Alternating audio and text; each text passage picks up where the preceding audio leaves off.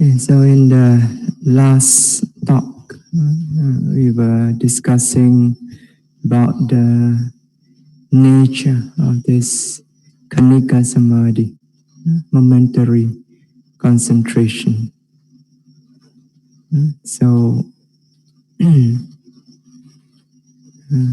we make reference to the Mahatika, commentary to the Visuddhimagga, where it defines this Kanika Samadhi as Kanamata Titiko Samadhi. Okay? So this concentration that lasts for just a moment. Okay?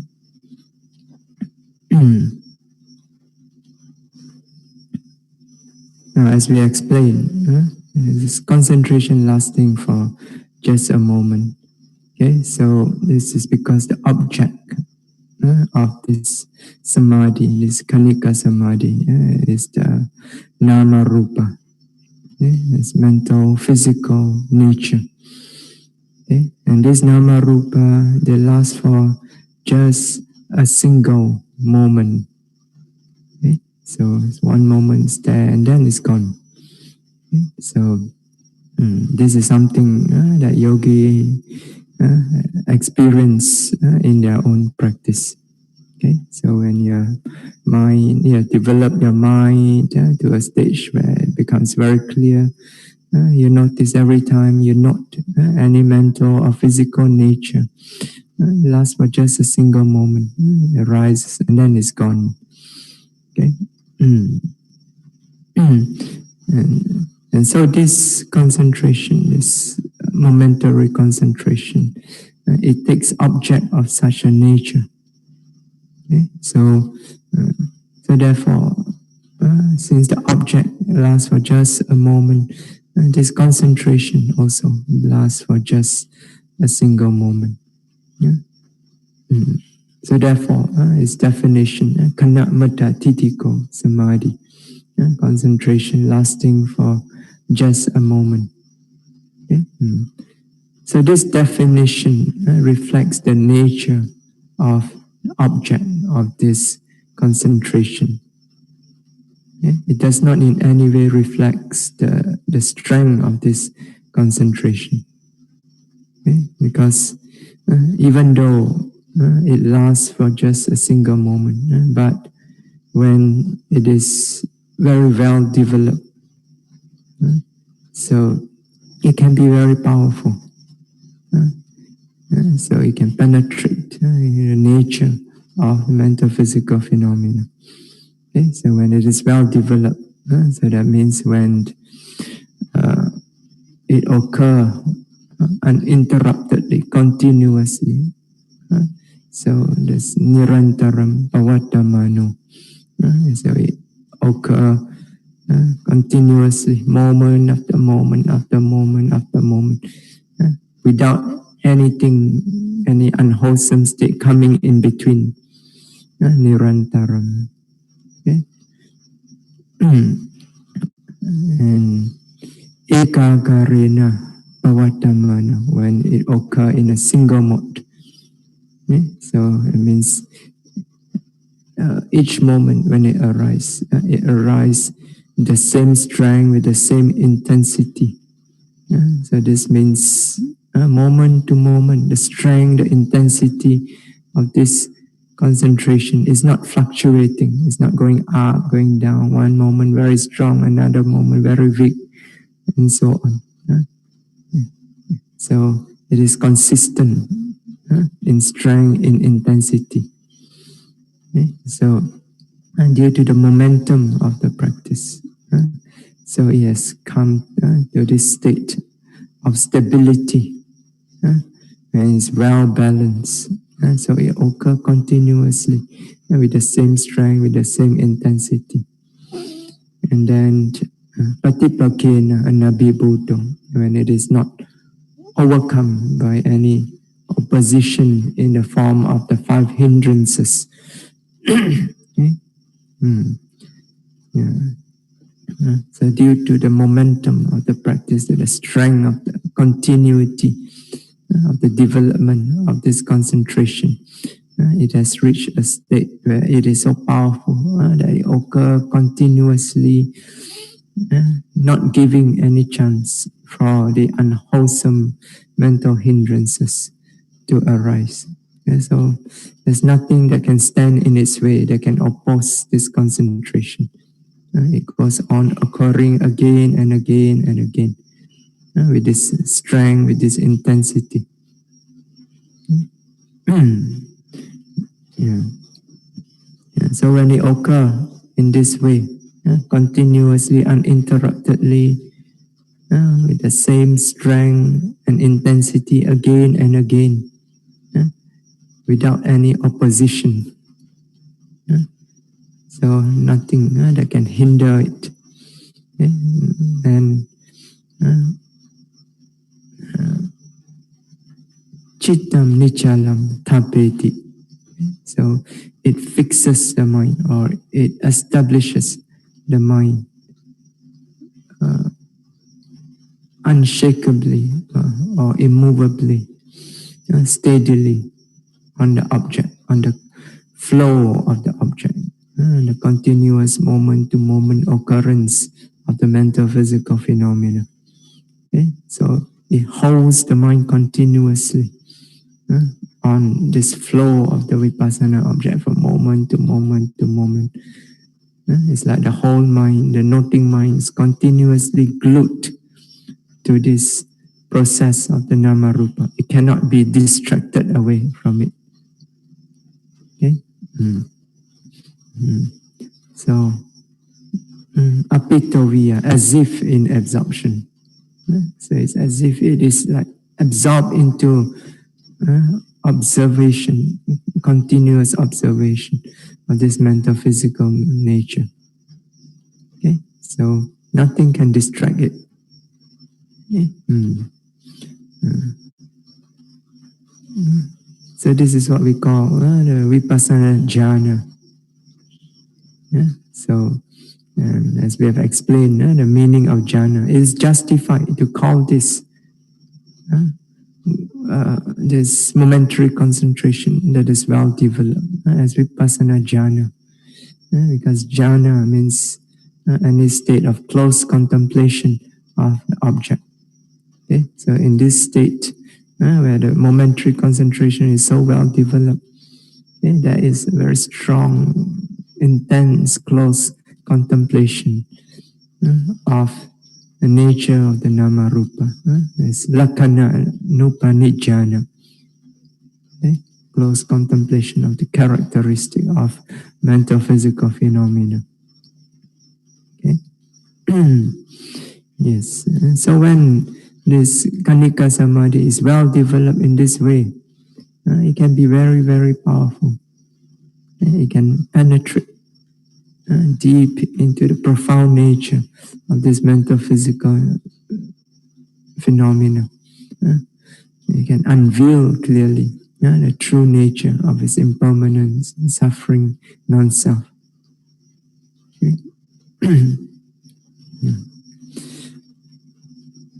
And as we explained, so for the development of Vipassana, of insight into anicca, dukkha, anatta, this momentary concentration is necessary, is required, because you cannot develop insight without this Kanika Samadhi. So, nahi Kanika Samadhi vina Vipassana sambhavati. So, it's from the Mahatika. So this insight is impossible, cannot arise in the absence of this momentary concentration. Okay? As we explained, this momentary concentration, it is the only concentration due to its nature. It is the only concentration that allows the yogi to be able to observe clearly the moment-to-moment arising and disappearance of the mental physical nature. So, because it arises and passes away together with each nature that is being contemplated. Okay? So therefore, due to its nature, it allows the yogi to discern clearly the moment-to-moment rise and fall of the mental physical phenomena. So, and in order to develop insight, the yogi must be able to discern clearly the continuous momentary arising and disappearing of nama rupa. Okay? Because the nature of anicca, dukkha, anatta is in this continuous process of rise and fall. Okay? So you contemplate that, then you can develop insight into anicca, dukkha, anatta. Yeah. So no other concentration can allow you to discern this nature of rise and fall. Only Kanika Samadhi. Okay. Yeah. So Kanika Samadhi is necessary for the development of insight, for Vipassana. Okay. And this is true whether you follow the Samatha Yana or Vipassana Yana. Samatha approach or Vipassana approach. So you need to, in order to develop Vipassana, you need to make use of Kanika Samadhi. And so for those who follow the Samatha approach, when they switch over to develop Vipassana, they need to withdraw from the Samatha jhana.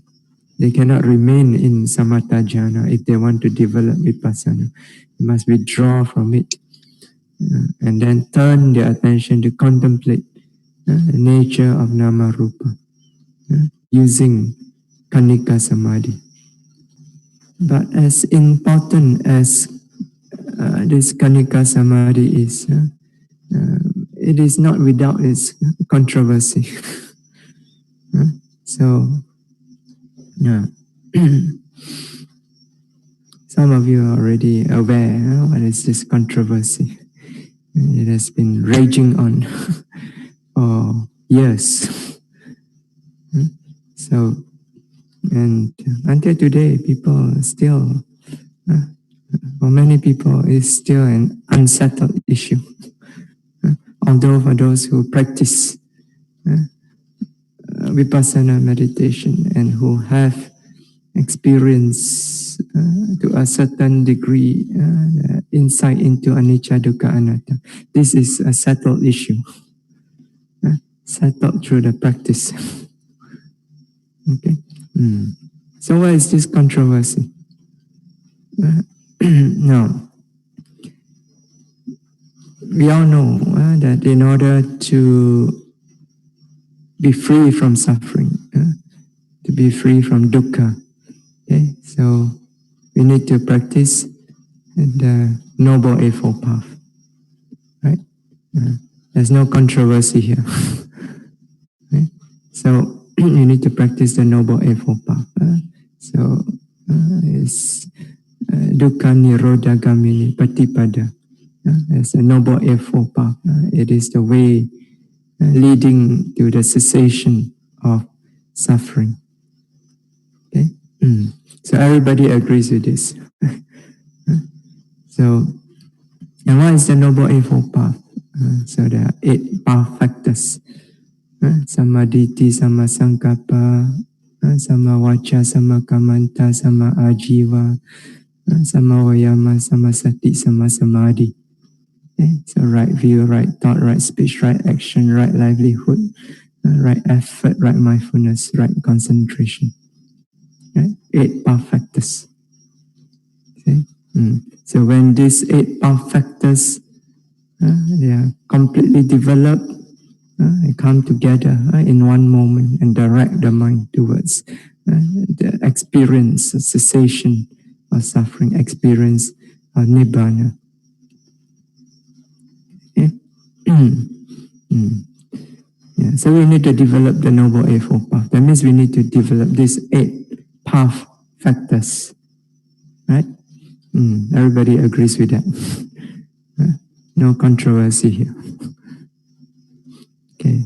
Now, in some suttas, there are a few suttas in the Sutta Pitaka where the Buddha defined Samma Samadhi, one of the factors of the Eightfold Path, Samma Samadhi, right concentration, as it defines it as the 4 jhanas, right?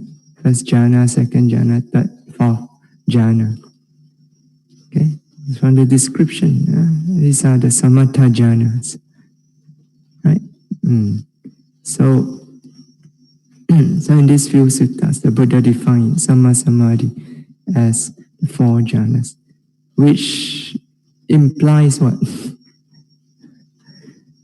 Because in order to be free from suffering, you need to develop the Eightfold Path, right? Including Samma Samadhi, which are the 4 jhanas, right? Yeah. So this means the implication is that in order to be free from suffering, you need to develop these 4 jhanas, right? You don't develop them, there's no Samma Samadhi, then you only have 7-fold path, not 8-fold path. So, and this is the controversy. Why? Because we find in the commentaries, like the Visuddhimagga, for example, it clearly says that those who follow the Vipassana yana, the direct Vipassana approach, they can bypass the development of the samatha jhana, which means bypass the 4 jhanas, right? So they said just by following this method of Vipassana yana, contemplating nature, nama, rupa, developing kanika samadhi, this is enough in order to develop insight that leads to liberation, right? So, and it is based on this commentaries that Mahasiddhata also said the same thing. So that's why when he teach Vipassana, he don't teach the development of the jhana. He directly asks you to go directly to the contemplation of nama rupa, and then develop kanika samadhi. Okay, so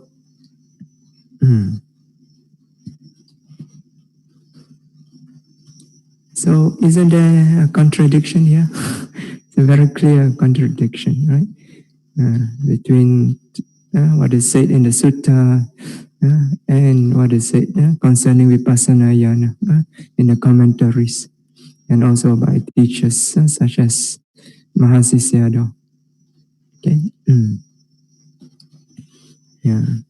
Although, as I said just now, for yogis who have practiced before, this is very clear. There is no issue here, because it's borne out in the experience that kanika samadhi is enough for development of clear insight into nature of anicca, dukkha, anatta.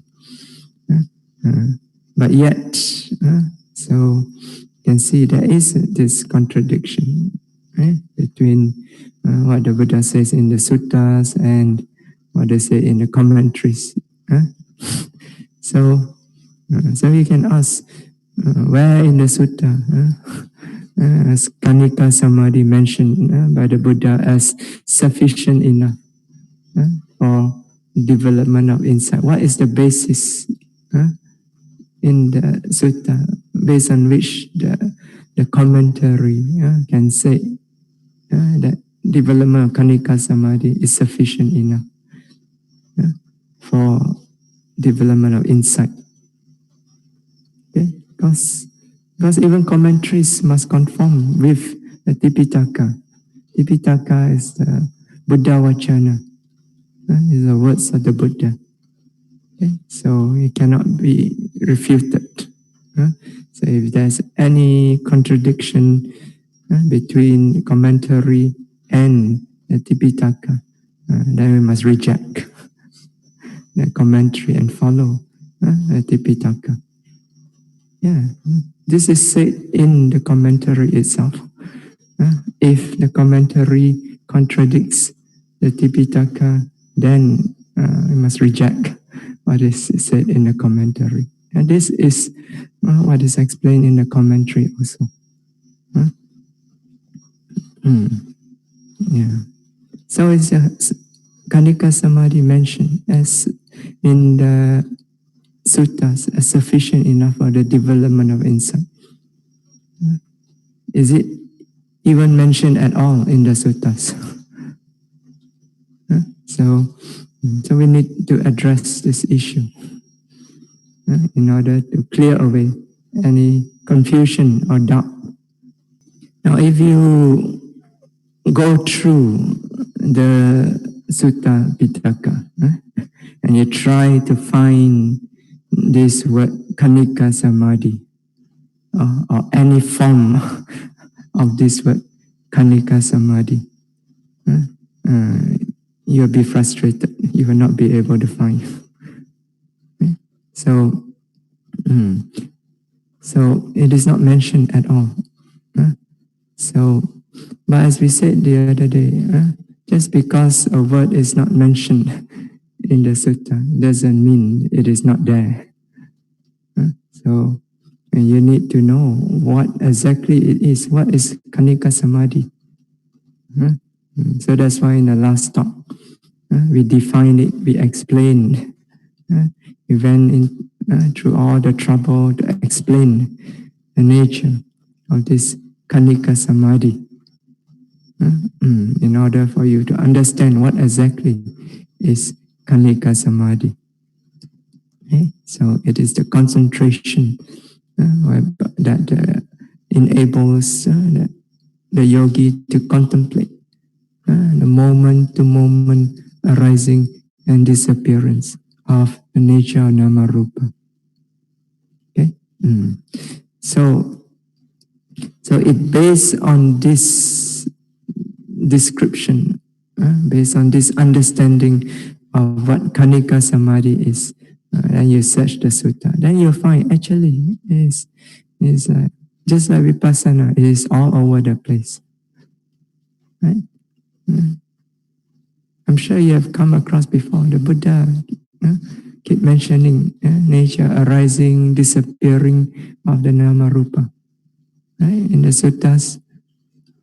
So every time the Buddha mentioned that, there it is described, it is implied by that statement, arising and disappearing of whether 5 aggregates, 6 sense base, 18 elements, and so on.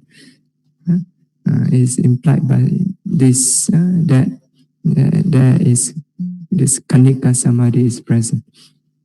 So if you have practiced any Vipassana at all and experience this nature arising and disappearance of the Nama Rupa before, you know that you don't have to be told that at that time there is some concentration present in the mind. So that concentration is Kanika Samadhi. So when the Buddha talk about contemplation of nature, rise and fall of the Nama Rupa, it is implied there that there is some kind of concentration.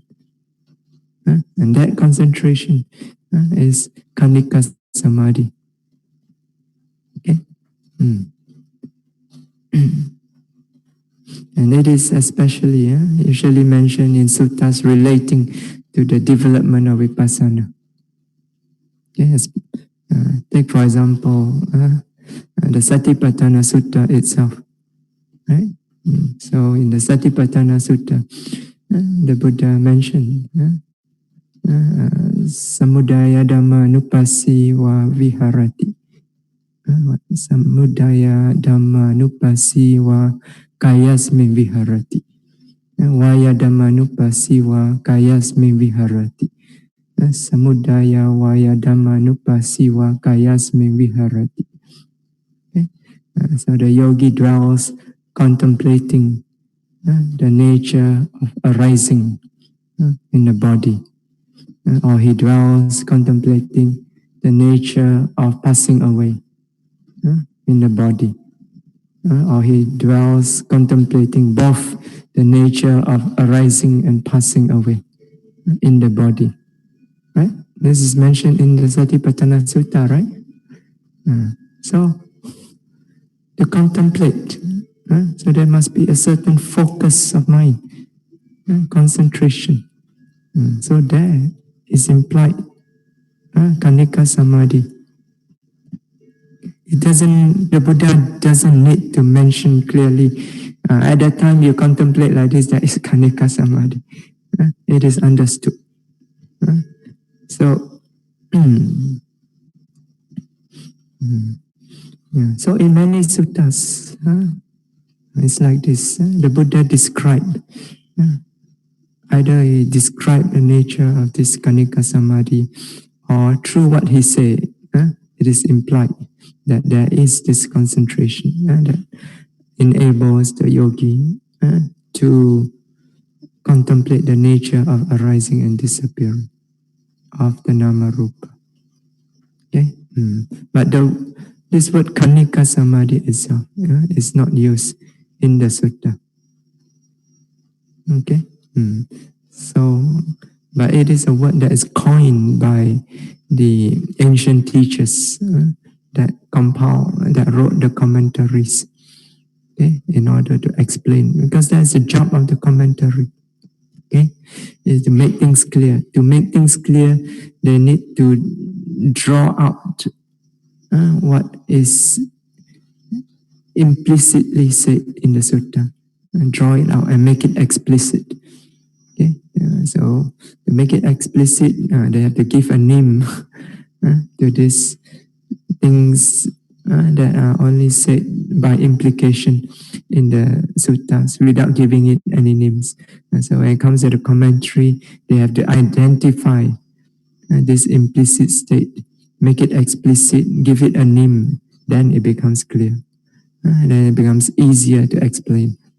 And that is the job of the commentaries, to make things clear. Okay, so now we say that, so Kanika Samadhi can be found in the suttas. It is implied by the way the Buddha described contemplation arising and disappearing, okay, of the Dhamma Rupa. But is it Sama Samadhi? Is it right concentration? Because just now we say in the few suttas the Buddha defined it as 4 jhanas, right? Okay. So let's just for a while let us redefine Sama Samadhi. Okay, so so the Buddha says it's the 4 jhana. In these few suttas, he says it's the 4 jhana. But let's look at it another way. Okay, so Sama Samadhi is a factor of the Noble Eightfold Path, and the Noble Eightfold Path is the way leading to the cessation of suffering. Okay? So therefore, being a factor of the Noble Eightfold Path, we can also say that Sama Samadhi, it is the concentration which, when it is present together with the other 7 factors, it leads the mind to the experience of the cessation of suffering. So Sama Samadhi is the concentration that leads the mind to the experience of cessation of suffering. Okay? Yeah. Yeah, we can define Sama Samadhi in this way. Okay? Because it's part of the Noble Eightfold Path. It's a factor of the Noble Eightfold Path. So we must contribute towards the experience, directing the mind towards the experience of cessation. Okay. Yeah. So sama samadhi. Just for a while, let's take it as the type of concentration leading towards the experience of cessation of suffering. Let's look at the sutta in the Anguttara Nikaya, in the Catuka Nipata Pali, the book of the fast. So the Samadhi Bhavana Sutta, the discourse on the development of Samadhi. Okay. So in this sutta, the Buddha talk about 4 kinds of development of Samadhi. So all of these 4, I will only be referring to one of them, the last one, because that is relevant to our discussion here. Okay. You can check out the Samadhi Bhavana Sutta yourself in Anguttara Nikaya, the book of the Force, Sutta 41. Okay. Yeah. So the 4th kind of development of concentration, or Samadhi Bhavana, this is the development of concentration that leads to the or conducive to the destruction of the asavas. So you know is asava, so the taints. You always do the chanting idame punyam asawa kaya waham hotu. May these merits of mine be a condition for the destruction of the mental taints. Okay, so there are 4 kinds of mental taints. There's kama sawa, taints of sensual desire; bhava sawa, a taint of attachment to existence; ditta sawa, the taints of wrong view; and avijja sawa, the taint of ignorance.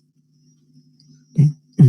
So these taints, they are said to be the impurity of mind that fills the mind of beings in samsara.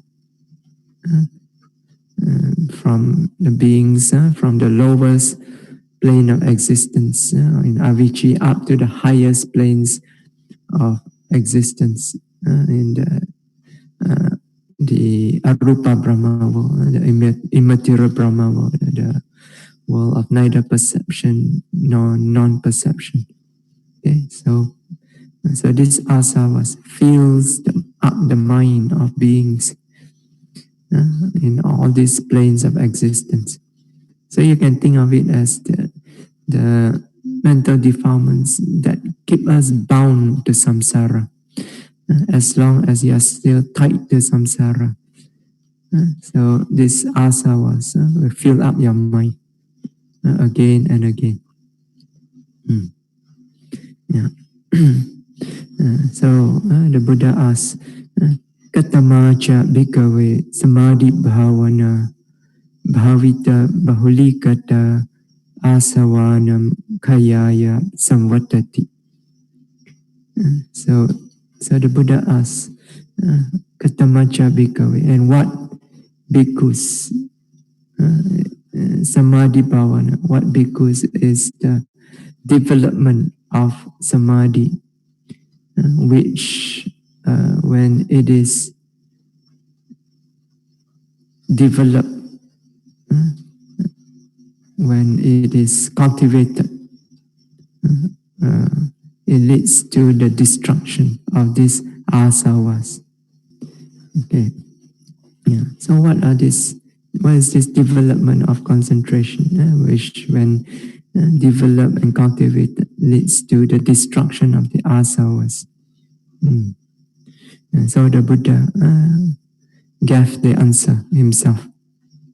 Okay. And so, Iddha bhikkhave bhikkhu Panchasu upadana khandesu udayabhaya nupasi viharati.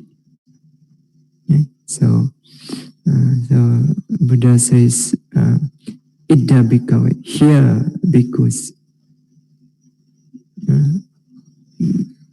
a bhikkhu or a yogi, udayabhaya nupasi viharati. So he dwells contemplating, that means he spends his time contemplating. Again, you see, anupasi viharati, contemplating, anupassana. That means he contemplates, he notes again and again and again and again, repeatedly, continuously, without a break. So what does he dwell contemplating or noting continuously? Udayabhaya nupasi viharati. He dwells contemplating the rise and fall of what? Panchasu upadana khandesu, of the 5 aggregate subject to clinging. Okay? So here, because this bhikkhu or this yogi, he passes his time contemplating, noting again and again and again, continuously, moment after moment after moment, the rise and fall in each moment, experience of the 5 aggregates. Okay. Yeah. So what is the Buddha describing here? What is the Buddha describing here? This bhikkhu or this yogi, he passes his time contemplating, noting repeatedly, continuously, again and again, rise and fall of the 5 aggregates. What is the Buddha describing here? Kanika. Kanika samadhi. So it's very obvious, right? So actually, the Buddha is describing first of all Vipassana meditation. So this is Vipassana meditation. When you practice Vipassana meditation, this is what you do. You note again and again and again the experience of the Nama Rupa. And when you're deep in the experience of nature Nama Rupa, you discern it again and again, arising and disappearing, moment after moment after moment. Right? This is Vipassana meditation. Okay? So what the Buddha is describing here is Vipassana meditation. But this relates to Samadhi Bhavana, a development of concentration. Right? And so what is this concentration that is involved? That allows the yogi to discern again and again the rise and fall of the 5 aggregates. This is Kanika Samadhi, a momentary concentration. This is the only concentration possible. So without this, you cannot observe the moment-to-moment arising, disappearing, the 5 aggregates, and the changes in the 5 aggregates. And then the Buddha elaborate further on this development of this concentration. So he says, iti rupam, iti rupasa samudayo, iti rupasa atangamo. Okay. So here Buddha is talking about 5 aggregates, right?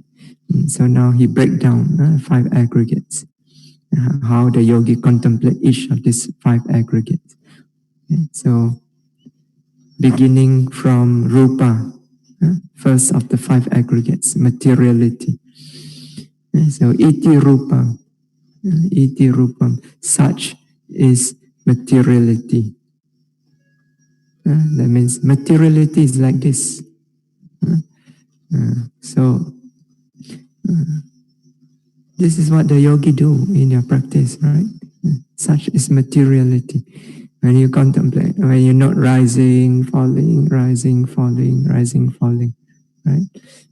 Of course, in the beginning, you're not rising, falling. You see the form, the shape, the manner of movement, fast, slow, long, and short. All these concepts pertaining to the rise and fall. Right? But as you develop continuously, not continuously, as the samadhi develops, your mind becomes clearer and clearer. Then you begin to discern the physical nature underlying this rising and falling. When you're not rising, sometimes you observe this tightness, tightness, tightness, tightness, again and again. Right? This is the nature of the rupa, the nature of materiality. Right? So iti rupam, such is materiality. So tightness, tightness, tightness, and such is materiality. So you note pressure, pressure, pressure. Such is materiality. Iti rupam. Is the meaning. Iti rupam. So the yogi is discerning clearly the nature of materiality in the experience. You're not sitting, then you may feel the stiffness, the nature of stiffness. So you're not stiffness. So this again, iti rupam, such is materiality. Right? Your walking meditation also. Lifting, lifting, you feel lightness, or pulling. This is the nature of materiality. Such is materiality. So iti rupam.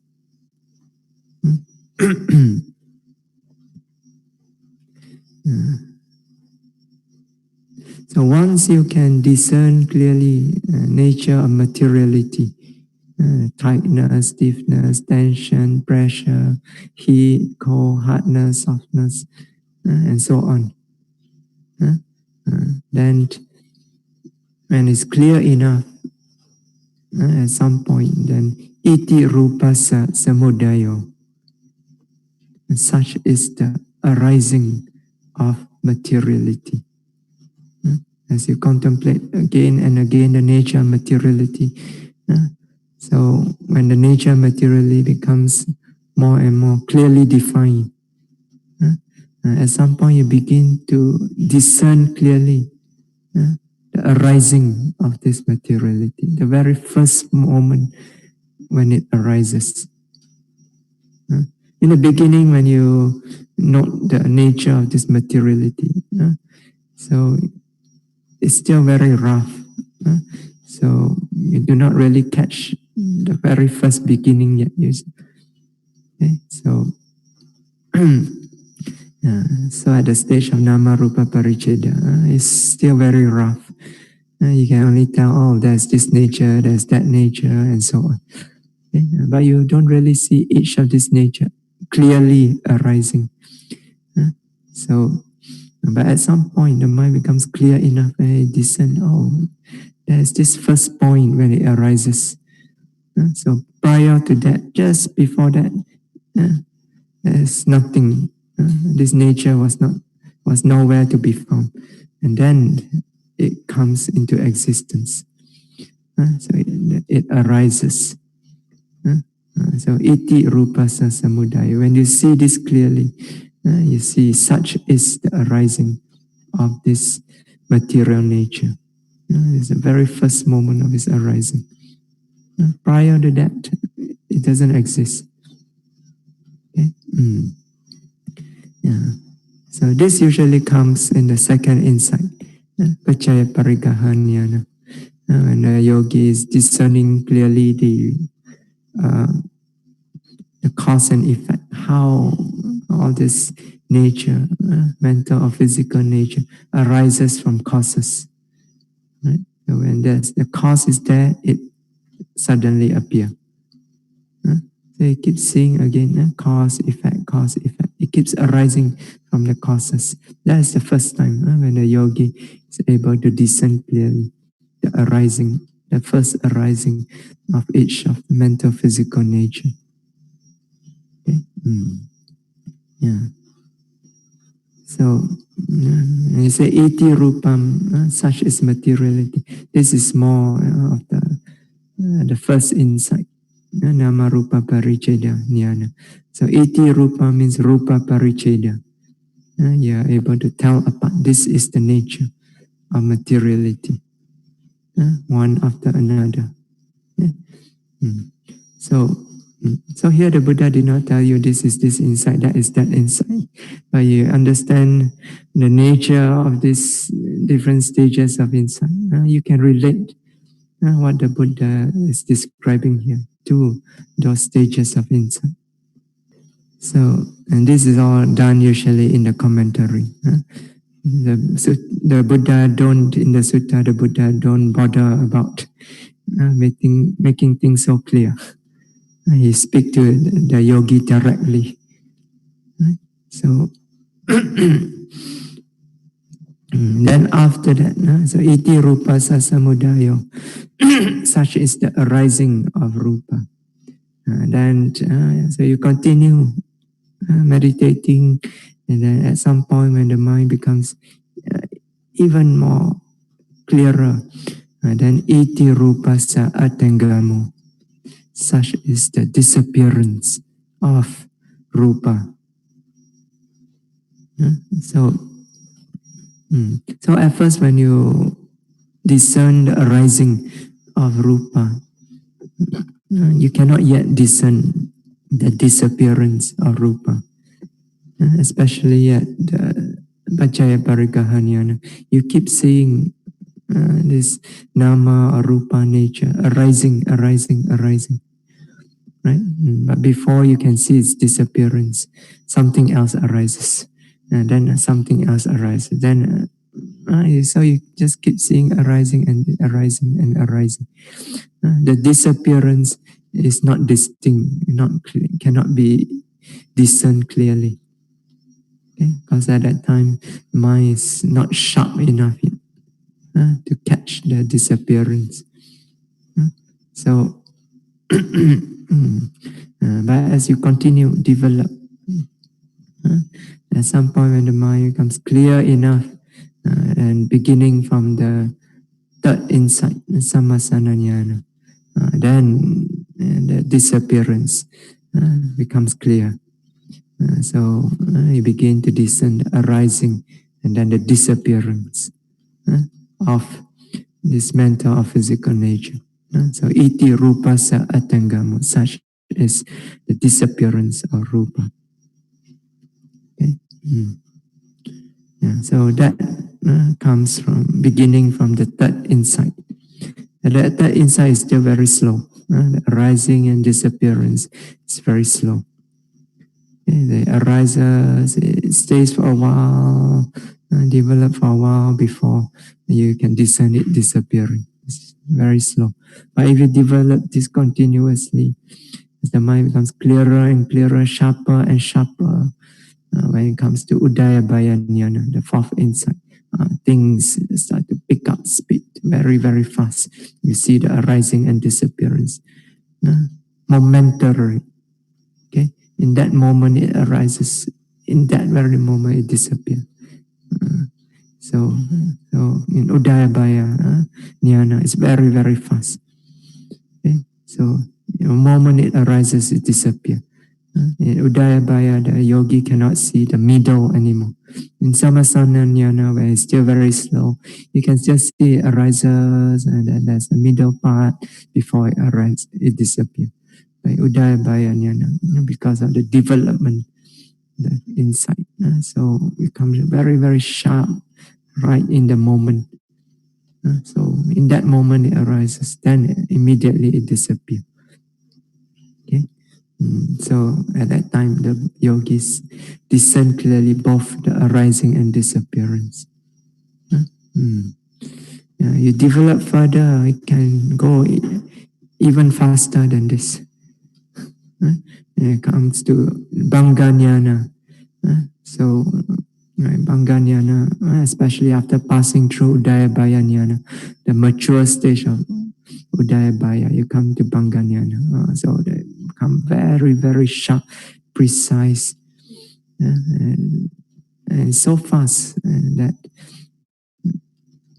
the moment the yogi notes the experience, immediately the noting goes to the disappearance. But it's so fast that the yogi can no longer discern clearly the arising. So the moment he notes, it goes to the disappearance. So what the yogi is seeing again and again, breaking up, breaking up, breaking up, breaking up.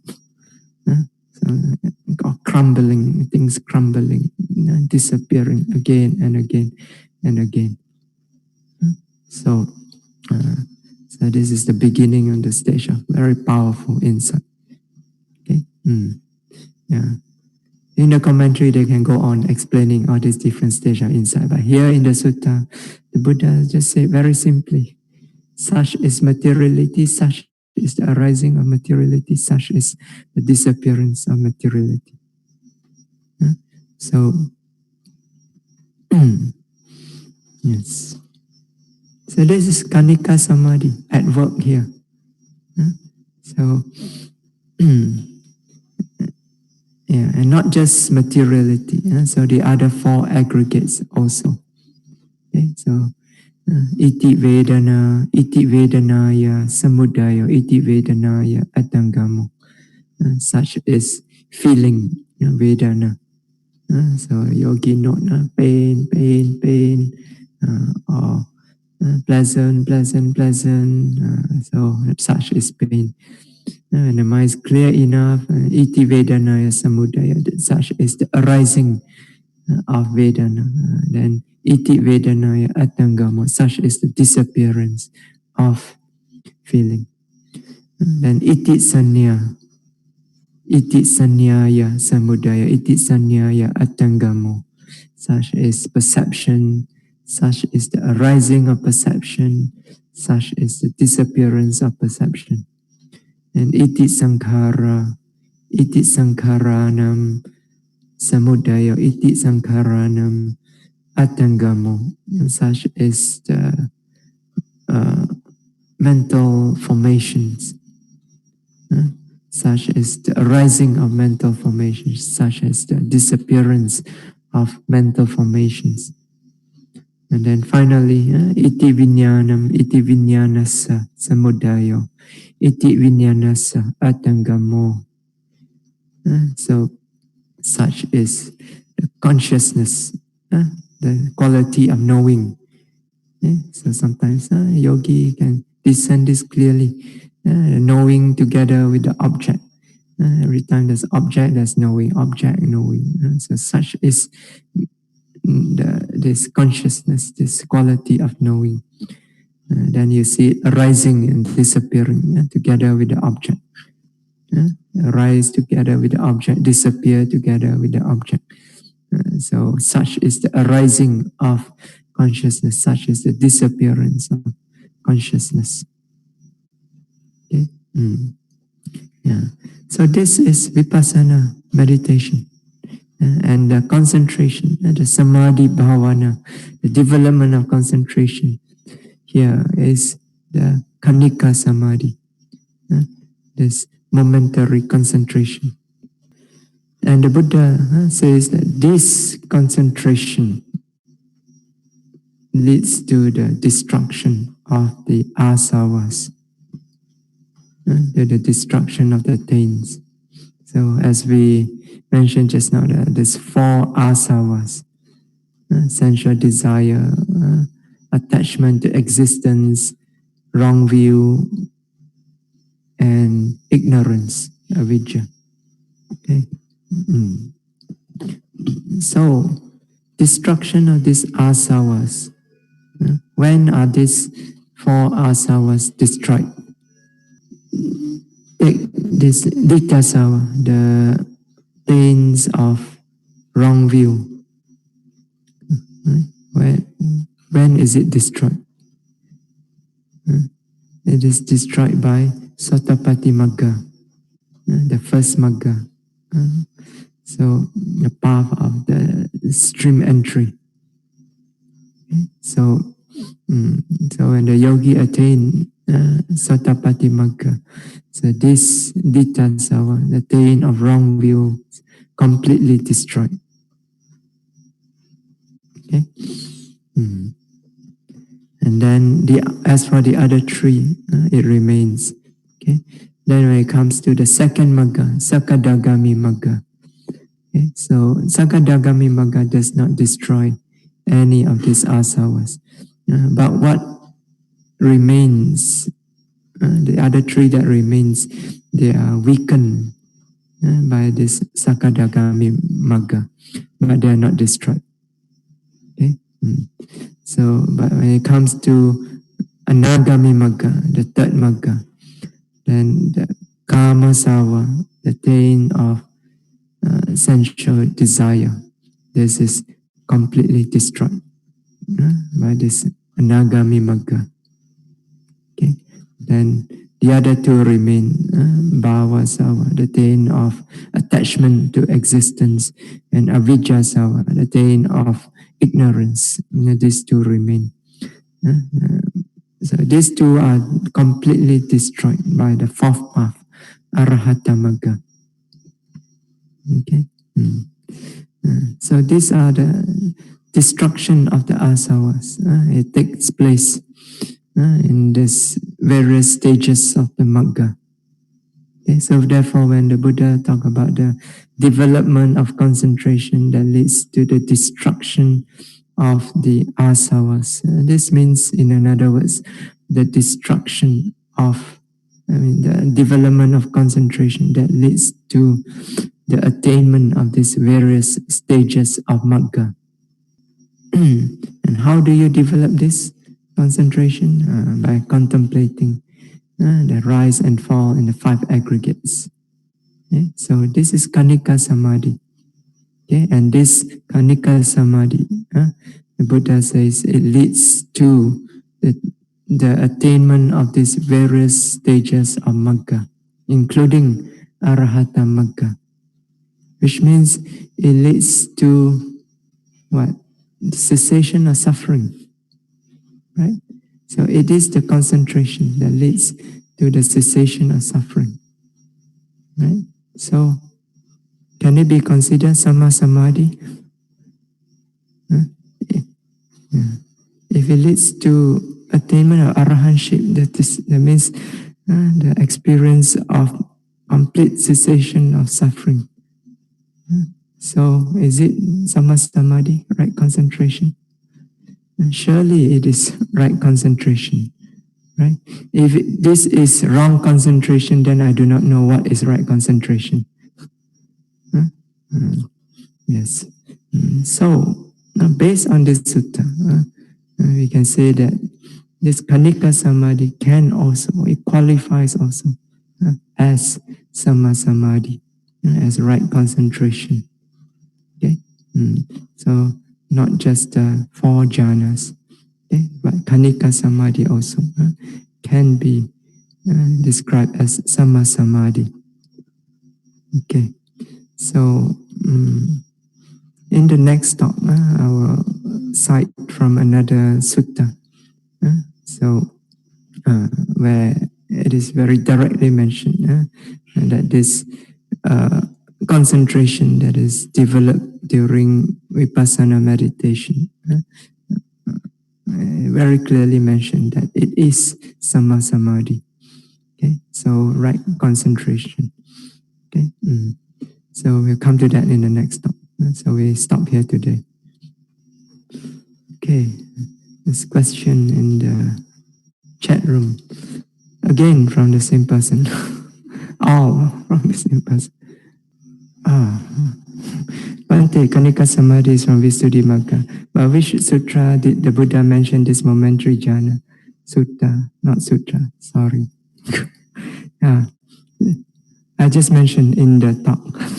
So you asked this at 8:47, so forgiven. Second question, commentary is not the words of the Buddha, Bhante. Clear contradiction. I follow what the Buddha says. Yes, that's what I said just now. Commentary is commentary. Tipitaka is the words of the Buddha. So, and if commentary to contradict the words of the Buddha, the Tipitaka, then we follow the Tipitaka. Okay?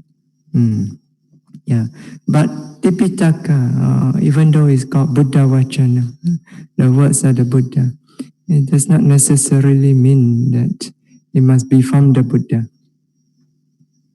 So, as you can see in the suttas, they are also from the other disciples. In fact, one sutta, the Buddha also mentioned that any teaching, any Dhamma that leads to dispassion, to cessation, to weariness, and so on. And these are the words of the Buddha. Okay, so which means that anything that the commentary says that conforms with what the Tipitaka said is also the words of the Buddha.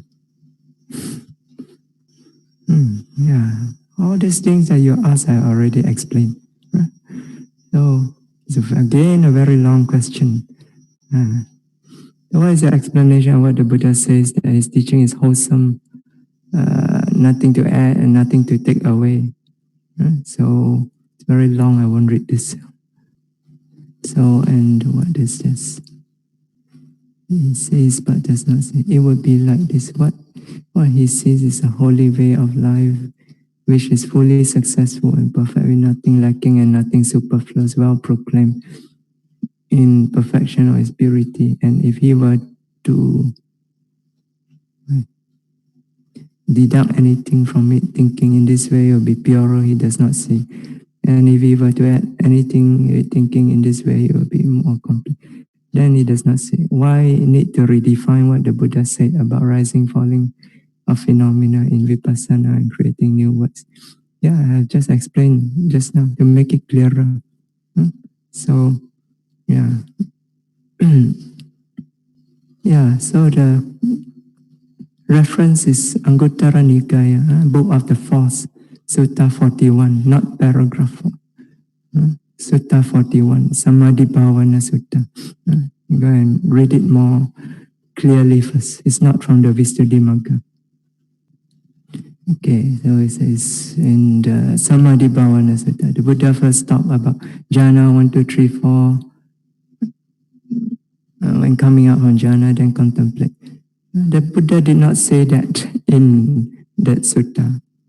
Okay, he did not say you come up from the jhana, then contemplate. He was describing 4 different kinds of development of concentration. The first one, yes, the concentration leading to the comfortable dwelling here and now.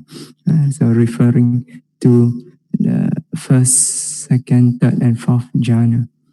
That is only comfortably dwelling here and now. That's what the jhana leads to. Okay, it gives you a pleasant dwelling of the mind here and now. Okay, so it doesn't lead more than that, to more than that. Okay, that is one kind of development of concentration. Okay, so what I'm referring to is the 4th kind of development of concentration. Yes, the first one is not directed anywhere to development of insight. That's why it's only a comfortable dwelling of the mind. It does not lead to any arising of any clear insight or anything. Okay, so that means if you just practice samatha and then you stop at samatha without switching over to vipassana, that is what the Buddha meant by the first development of concentration. So it says, but in Mahasi Sayadaw skip jhana 1, 2, 3, 4, go directly to contemplating. Can a yogi do a reverse? Contemplating and develop the insight first, then go to jhana 1, 2, 3, 4. Yes, why not? Actually, in the sutta, also there is a mention Vipassana, Pubbangama, Samatha, Samatha, Pubbangama, Vipassana. Vipassana preceded by Samatha, Samatha preceded by Vipassana. So it can be done. And actually, in the Mahasi tradition also, although you start off with the development of insight, okay, so, but some yogis, once they have completed the development of insight, and the teachers are satisfied with their development, okay, so, and especially if the teachers want to train them to be meditation teachers, then they will teach them samatha. So using kasina or using metta bhavana, so they do develop the jhana, but after they have completed the development of insight. Okay.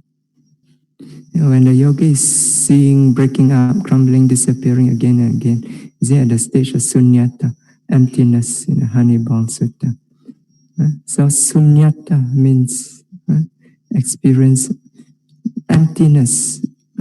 Emptiness means empty of self. Okay.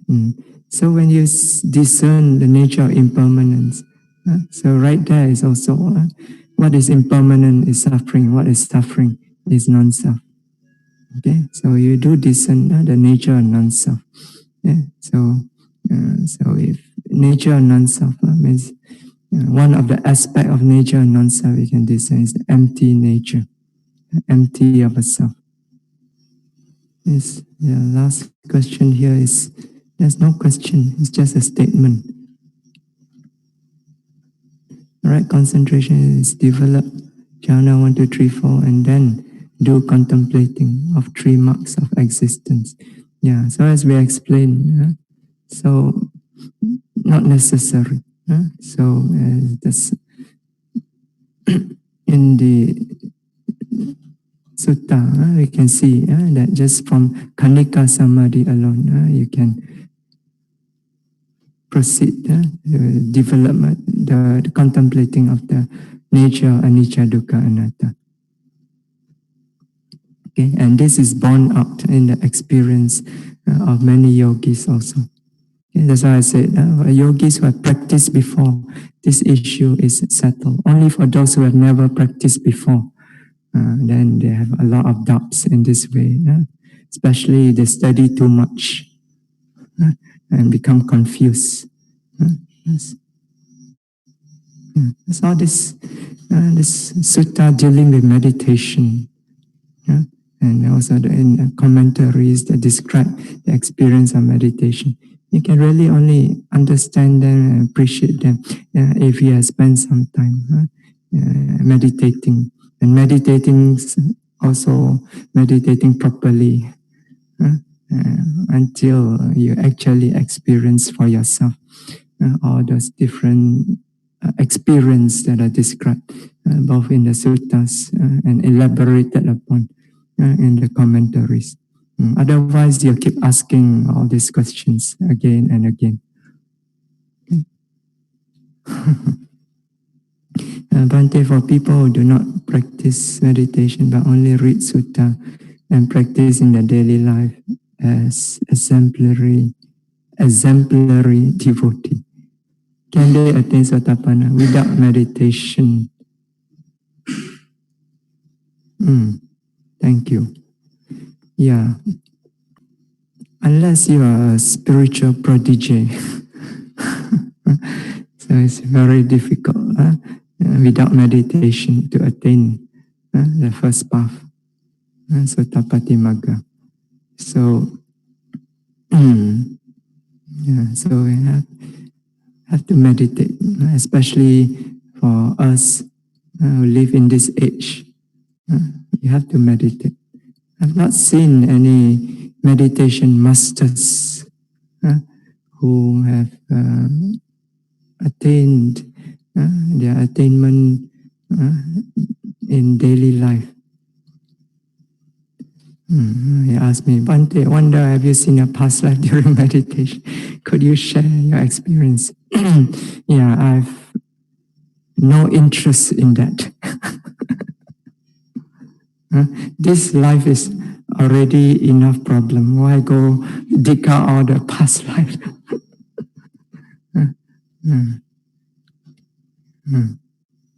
Okay, that's all the question that we have today. Imaya Dhammanu Dhamma Patipatiya Buddham Pujemi. Imaya Dhammanu Dhamma Patipatiya Dhammam Pujemi. Imaya Dhammanu Dhamma Patipatiya Sangham Pujemi. Imaya Dhammanu Dhamma Patipatiya Mata Pitunam Pujemi. Imaya Dhammanu Dhamma Patipatiya Acariyanam Pujemi. Adha Imaya Patipadaya Jaram Maranamha Parimocesami. Idame Punyam Asawakaya Waham Hotu. Idame Punyam Nibbanasa Pachayo Hotu. Idame Silam Magaphalanyanasa Pachayo Hotu. Imam no Punya Bhagam Sabbasatanam Dema. Imam no Punya Bhagam Sabbasatanam Dema. Imam no Punya Bhagam Sabbasatanam Dema. Sadhu, sadhu, sadhu. So may all of you be well, happy and peaceful always. May all of you be able to practice happily, smoothly, without any obstacle, and may you all be able to quickly experience the unconditioned peace of Nibbana through your practice of Dhamma.